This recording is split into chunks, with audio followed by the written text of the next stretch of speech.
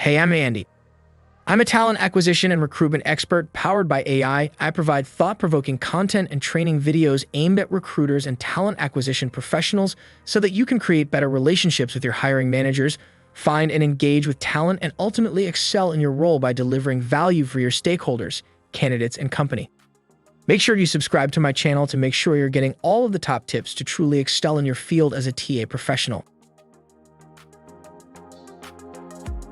The most important part of any recruitment process is when you take the brief from the hiring manager.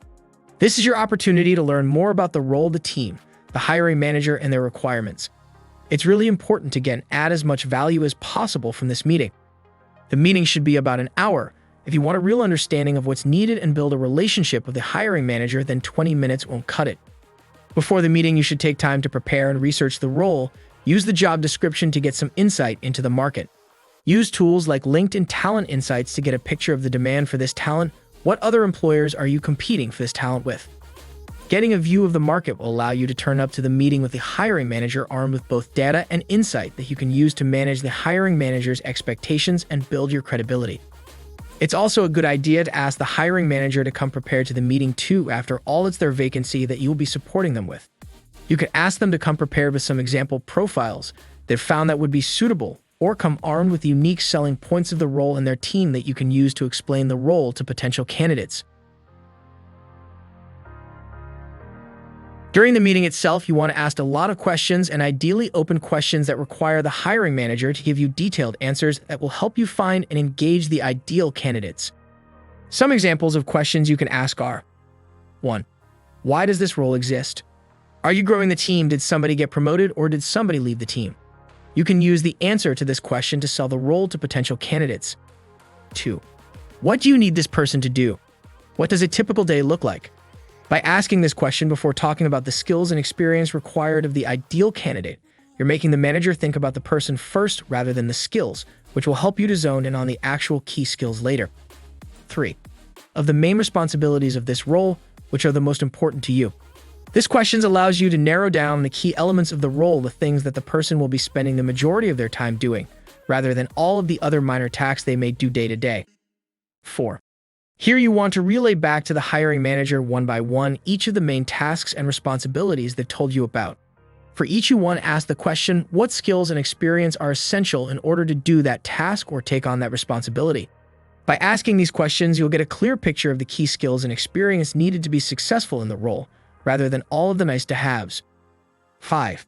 Next up, you want to quantify these tasks and responsibilities. What percentage of their time will they spend doing these particular tasks?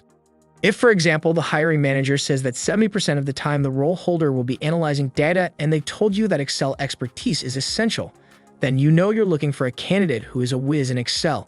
Whereas if they'll only spend 10% of their time analyzing data, then you could ask the hiring manager if Excel is really an essential skill, given it takes up such a small percentage of the role.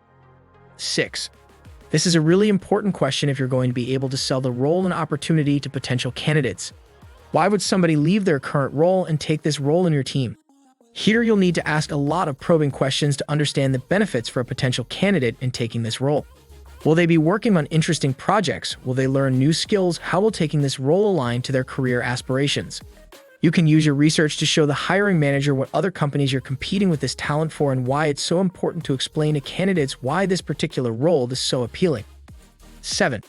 Ask questions about the team and the projects this person will be getting involved with. After all, most people want to work alongside talented people and get involved in interesting projects. 8. Talk about the remuneration on offer, including any additional benefits. Is there any movement on the base salary for somebody who ticks all the boxes? Is hybrid or flexible working an option? What are the additional perks that come with this role? You can use the research you did before the meeting to discuss with the manager whether this package is as good as what your competitors are offering and address it head-on early in the process if needed. 9. At a high level, what does the interview process look like for this role? You can use this information to let potential candidates know what to expect should they decide to throw their hat in the ring for this vacancy. 10. Finally, a really great question you could ask the hiring manager. Who in the market do you know that would be a great fit for the role and why? You can use this as an opportunity to leverage the professional network of the manager to engage potential candidates. By asking why they'd be a great fit, You can see if these reasons align with what the manager has told you during the brief. Throughout the entire meeting, make sure you're taking detailed notes and asking follow-up questions based on the information you're getting from the manager. Finally, you want to agree with the hiring manager how you are going to work together to fill this vacancy. Agree how often you're going to update them on the progress of your efforts and how quickly they'll provide you with feedback. Depending on the urgency of the role or how much time you'll need to find candidates, this can vary. Weekly email updates may suffice, or you may need to agree to a short weekly meeting. Get these in the diary. If the hiring manager is expecting fully qualified candidates in a couple of days, you can set the tone immediately by using your market research. For example, you can say, "We've just discussed how niche this market is and how few candidates are available. It will take me some time to engage and have conversations with suitable candidates. Let's grab some time next Tuesday and I can update you on progress. If I need anything sooner, I'll be in touch." This can help you to prevent a hiring manager chasing you for daily updates and allow you the time and focus to work on the vacancy. After the meeting, type up a summary of your notes and what you agreed the ideal candidate looks like, along with how you agreed to work together and the market research. Email this to the hiring manager to confirm you're both on the same page. This confirms your understanding and may come in useful later should the scope of the role change. And there you have it. Taking the brief is the most important part of hiring process. By following these tips, you'll be able to identify the right candidates first time, be more efficient, delight both your hiring managers and candidates, and avoid potential issues further down the line. Be sure to subscribe to my YouTube channel to get access to all future videos. Have an awesome day.